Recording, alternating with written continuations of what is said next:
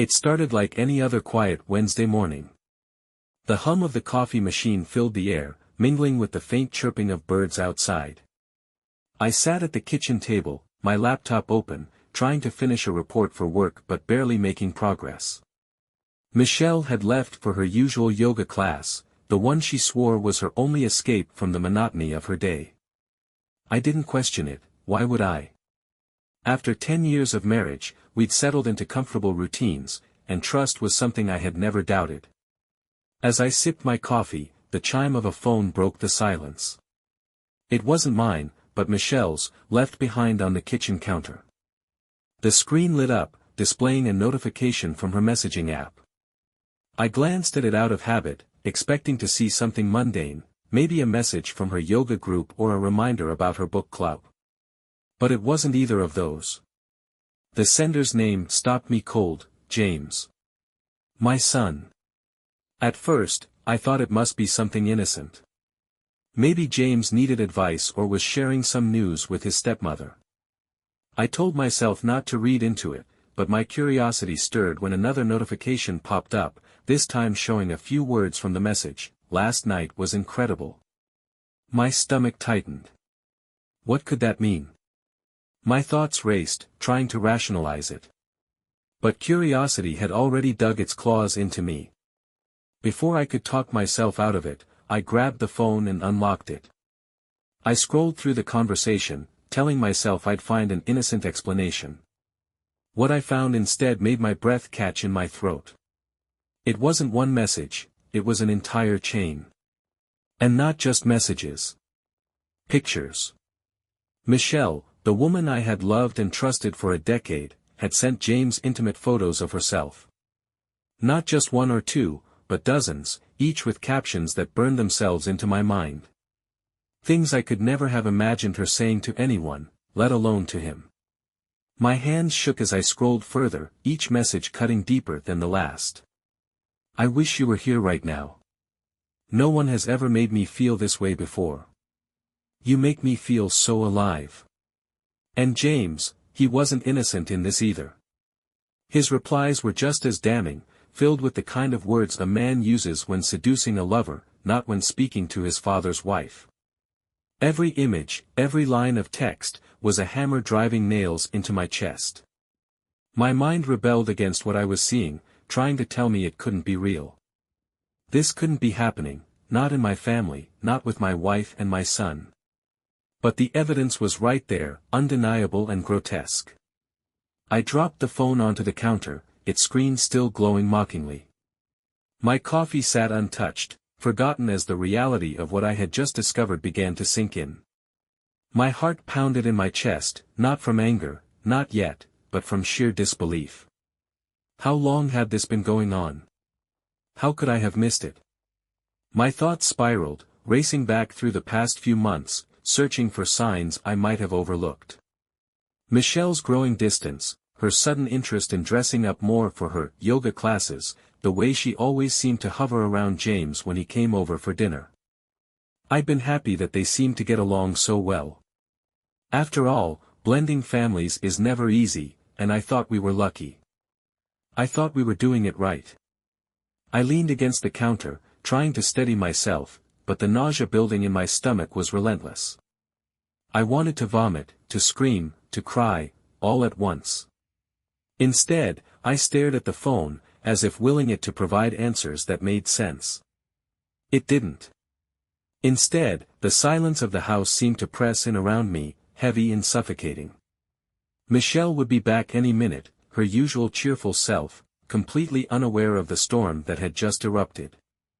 How could she act so normal, so loving, while carrying on something so vile? And James, my son. My blood. How could he do this to me? The betrayal cut deeper than anything I'd ever experienced. I had given my life to my family, worked hard to provide for them, to make sure they had everything they needed. I had supported James through every step of his life, his struggles in school, his college years, his first heartbreak. And this is how he repaid me. By stealing my wife. The questions wouldn't stop. The pain wouldn't stop.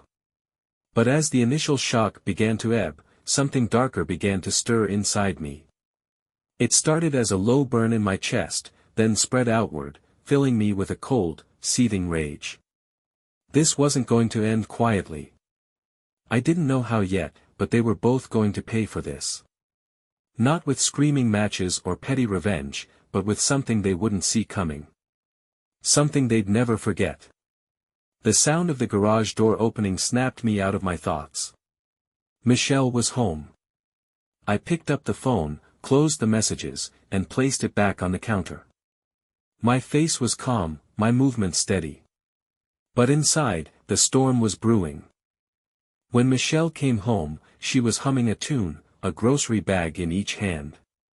She smiled at me as she set the bags on the counter, her face radiating the kind of contentment you'd expect from someone who believed their life was perfectly intact. "Hey, hon," she said cheerily, reaching up to kiss my cheek. "How's your morning been?"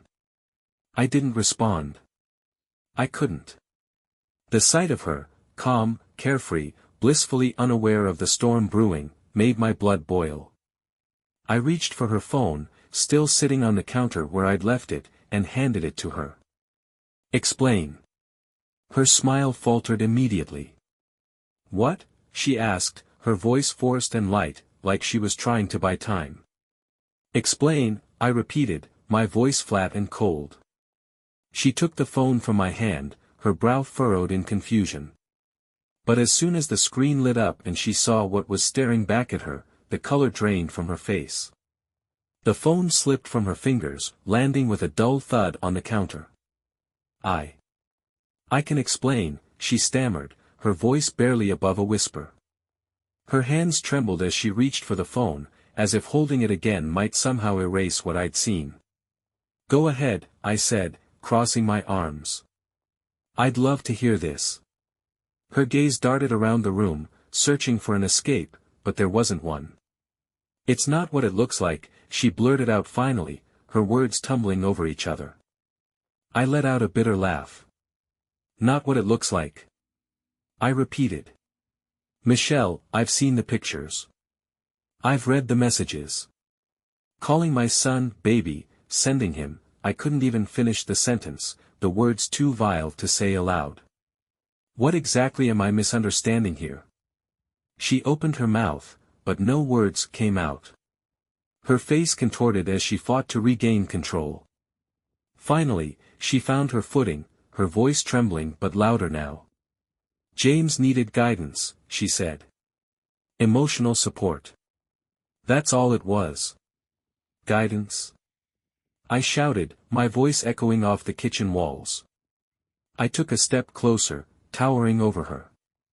"Sending him pictures of yourself like that? Calling him, baby? Is that your idea of emotional support?" Her tears started then, but they weren't the kind of tears that begged for forgiveness. They were defensive, calculated, designed to make me feel guilty for being angry.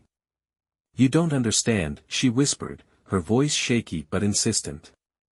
"No," I said, my voice dropping to a low, dangerous growl.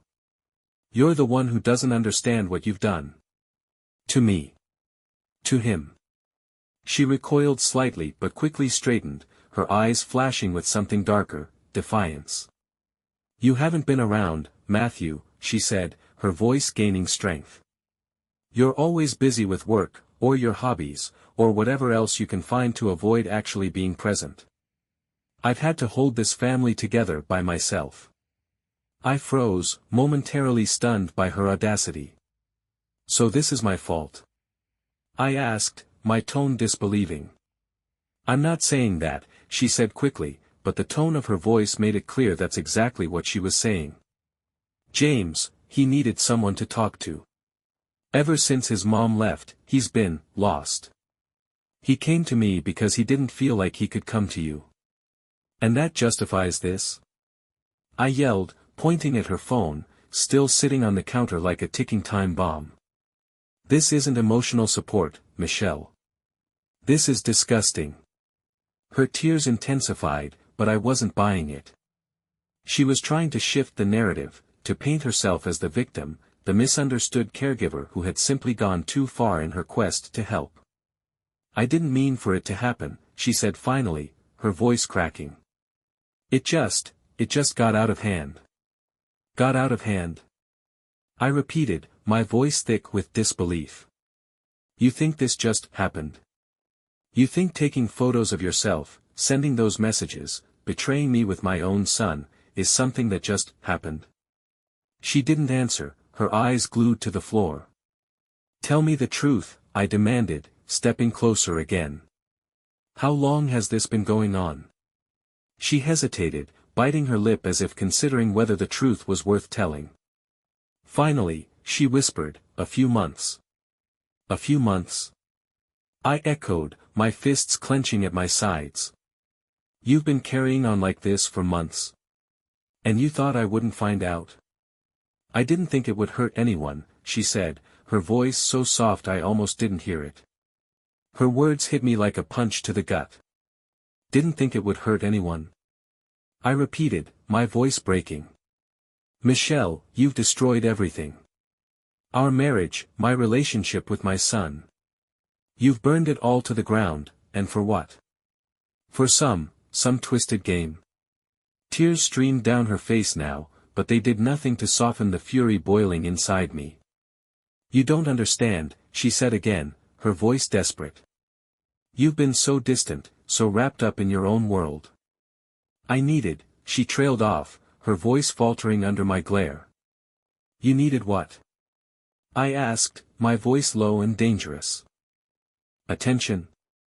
Excitement? Validation? And you thought you'd find that in my son?" "I'm sorry," she whispered, her voice barely audible. "Sorry?" I laughed bitterly. "Sorry doesn't cut it, Michelle. Not for this." I turned away from her, running a hand through my hair as I tried to rein in the tidal wave of emotions crashing over me. Anger, betrayal, heartbreak, it was all too much. When I finally turned back to her, she was watching me with wide, tear-filled eyes.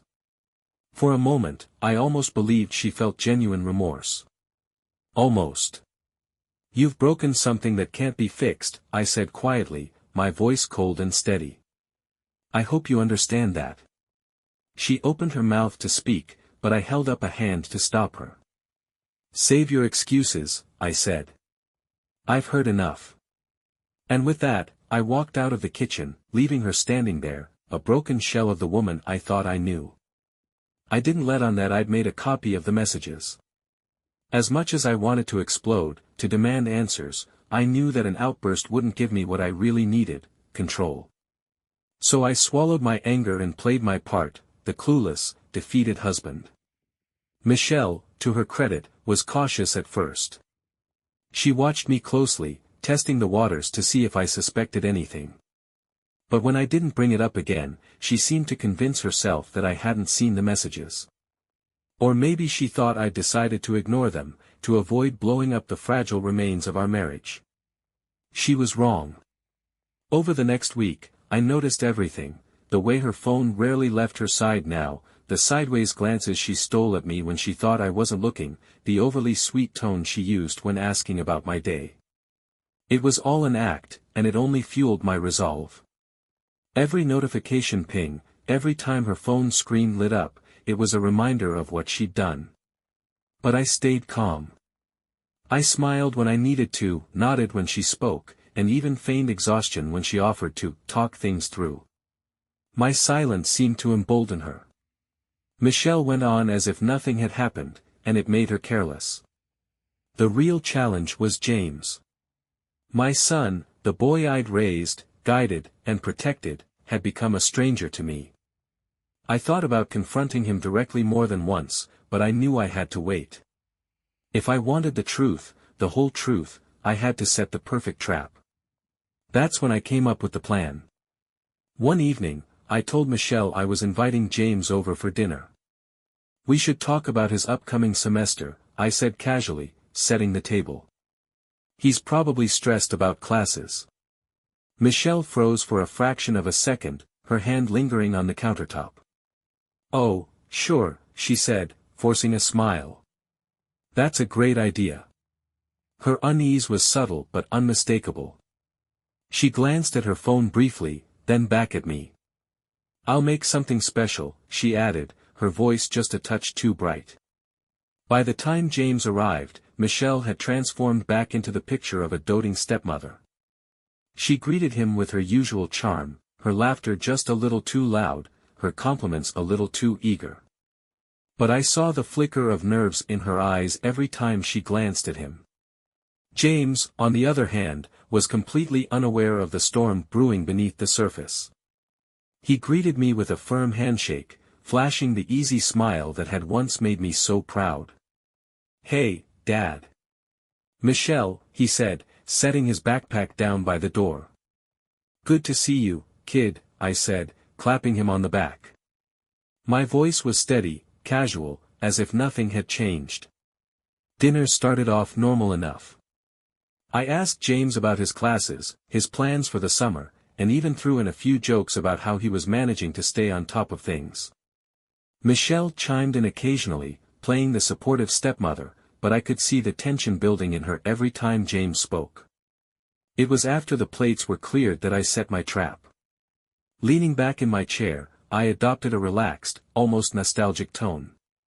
"You know, James, I was thinking about that trip we took to Yellowstone a few years ago," I said. "Do you remember those photos we took at the geyser?" James smiled. "Yeah, that was a great trip. I've been meaning to dig those up," I continued. "Would you mind checking my laptop? I think I saved them in a folder on the desktop." Michelle's hand tightened around her glass, the only outward sign of her nerves. "Sure," James said, standing up. I watched him walk over to the desk in the corner of the living room, where my laptop sat open and waiting. The folder I'd placed on the desktop was impossible to miss. It was labeled innocuously enough, vacation photos, but inside, it contained every damning piece of evidence I'd copied from Michelle's phone.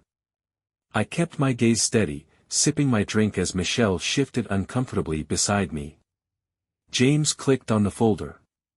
I could see the change in his posture almost immediately. His shoulders tensed, and he leaned closer to the screen, his hand frozen on the mouse. "What is this?" he muttered, his voice barely audible. "What's what?" I asked, feigning confusion. James returned to the dining table slowly, his face pale and drawn, his eyes darting nervously between Michelle and me. He clutched the edge of the chair as if he needed something to steady him. "Dad, he began, his voice trembling. Michelle looked up sharply, her fork clattering to her plate. "What's wrong, honey?" she asked, her voice high-pitched with forced concern. Her eyes flicked briefly to the laptop, then to me, and I saw the panic creeping into her expression. I leaned back in my chair, crossing my arms. "Go ahead, James," I said calmly, though the anger boiling beneath the surface made it difficult to keep my voice steady. "Tell her what you found." James froze, his lips pressing into a thin line. He couldn't bring himself to speak, but his guilt was written all over his face. Michelle's breath hitched. "Matthew," she began, her voice shaking, "I don't know what's going on, but—" "No," I snapped, cutting her off. My gaze never left James. I said, "Tell her." "Or should I?" James shook his head violently, a pitiful attempt to deny the truth even now. "What is going on?"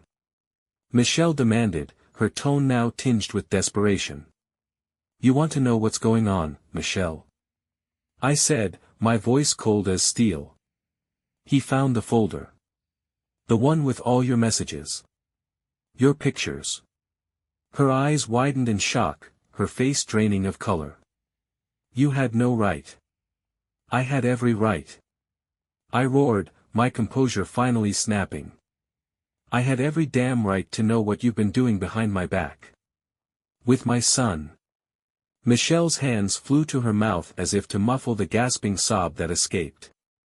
She turned to James, her voice barely a whisper. "James, I can explain." "Explain?" I scoffed. "Go ahead, Michelle." Explain it to him. Tell him how you've been playing the loving stepmother while sneaking around with him behind my back. Tell him what you think love and family mean. Go on. Explain. She flinched at every word, her tears flowing freely now, but she didn't respond. I didn't want this to happen, James said suddenly, his voice cracking. Dad, I swear. Shut up. I shouted, slamming my hand on the table. James recoiled, and for a moment, the room was deathly silent. This isn't just between you and me anymore, I said, my voice trembling with barely restrained fury. You didn't just betray me. You betrayed everything this family was supposed to stand for. And you, I turned my gaze to Michelle, who was now sobbing into her hands. You destroyed any chance we had of fixing it. Matthew, please, she choked out, finally finding her voice. This is between us. Let's not drag anyone else into it. She moved to grab the laptop, but I snatched it off the table before she could. No, I said coldly, holding it out of her reach. This isn't just between us anymore. This is between you and every single person who will see these messages if you don't leave my house tonight. Her head snapped up, her tear-streaked face twisting in horror. You wouldn't. Try me, I said, my tone leaving no room for doubt. James stood up suddenly, his chair scraping loudly against the floor. This is my fault, he said, his voice shaking. I'll leave. I'll fix this. You think leaving fixes this? I said, rounding on him. You think walking out that door will erase what you've done? He looked at me, tears in his eyes, and I almost felt sorry for him. Almost. Dad, I didn't mean to. Stop saying that. I shouted. You knew exactly what you were doing. Both of you did. Michelle tried again, her voice pleading. Matthew, please. Don't do this. I'll leave, okay? Just, don't make this worse than it already is. I laughed bitterly, shaking my head. You're worried about me making it worse. You've already done that, Michelle. You and James. You've ruined everything. Her sobs grew louder, but I felt no pity, no forgiveness. You have until tonight to pack your things and get out of this house, I said, my voice low and unyielding. Both of you. And if either of you even thinks about making trouble, everyone will know what you've done. Your friends, your family, your boss. Everyone. Dad, James said softly, his voice breaking. Please. I'm your son. You're not my son, I said coldly, the words cutting through the air like a blade. Not anymore. James staggered back, his face crumpling in despair. He looked at Michelle, who reached out to him, but he shook his head and bolted for the door. James, wait, she cried, running after him. The door slammed shut, leaving me alone in the silent house. I sat back down at the table, my hands trembling as the weight of what had just happened began to settle over me. The rage, the betrayal, the heartbreak, it all felt like too much to bear. But as I stared at the empty plates and the remnants of the dinner I had so carefully planned, one thought kept repeating in my mind. This wasn't over. Not yet. Michelle packed her things that night, her sobs echoing through the house as she moved from room to room. I stayed in the kitchen, drinking a whiskey I didn't even want, just to keep my hands busy. She tried to talk to me once, tried to beg for a second chance. I didn't look up. I didn't speak. I just raised my glass and stared straight ahead until she finally got the message. By the time she wheeled her suitcase out the front door, it was well past midnight.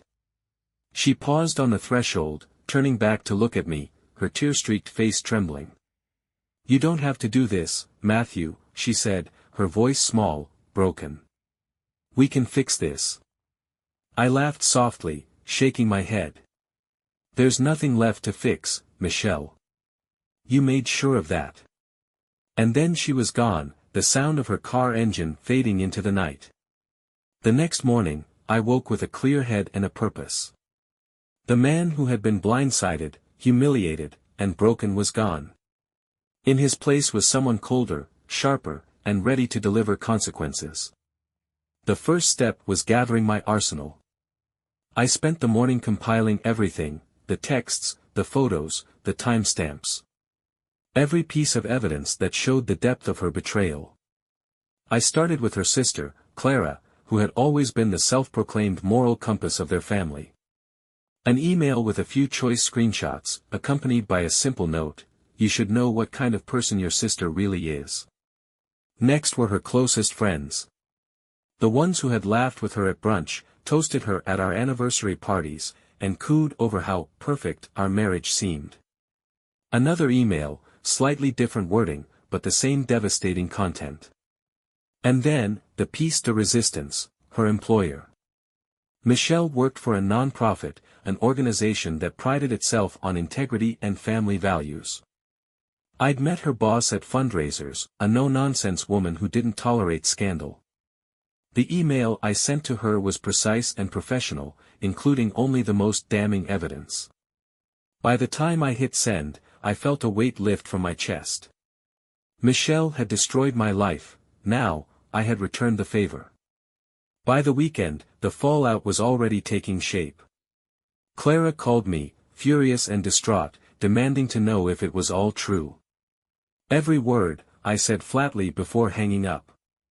Through mutual friends, I heard about the rest. Michelle's friends had distanced themselves, her employer had placed her on indefinite leave pending an internal review, and her social media accounts were flooded with comments from people demanding explanations. She had become a pariah, and it wasn't even Monday yet. As for James, I didn't bother reaching out. A man who betrays his father like that has no place in my life. Whatever future he thought he had with Michelle was none of my concern. I blocked his number and made sure he couldn't contact me even if he wanted to. I wasn't the father he needed anymore, and he sure as hell wasn't the son I'd raised. With Michelle gone and James out of my life, I turned my attention to the house. It had been our home, the place where I'd built my dreams and memories, but now it was tainted. Every room, every corner, felt like a reminder of their betrayal. I contacted a realtor the same week, signed the paperwork, and put it on the market. It sold faster than I expected, and within a month, I was gone. I moved to a small town 3 states away, far enough that no one knew my name or my story. The apartment I rented was modest but clean, a blank slate. I bought a few pieces of furniture, enough to get by, and left the rest in storage. The first few nights were the hardest. The silence was deafening, the emptiness of the apartment almost unbearable. But as the days turned into weeks, I began to appreciate the quiet. For the first time in years, I felt free. The betrayal still stings, even now. There are nights when I lie awake, replaying the moment I discovered the truth, wondering if I missed the signs or could have stopped it somehow. But then I remind myself, this wasn't my failure. It was theirs. They made their choices, and I made mine. Some people say revenge is best served cold. Personally, I think it's best when it's served as the truth. Nothing cuts deeper, nothing lingers longer. Now, I sit here, alone but at peace. The scars are still there, but they're healing. The silence is comforting, like a long overdue balm for the chaos they unleashed. And I wonder, if they ever think about me, if they ever regret what they did, does it sting as much for them as it does for me? What about you? Would you have done the same, or would you have chosen a different path?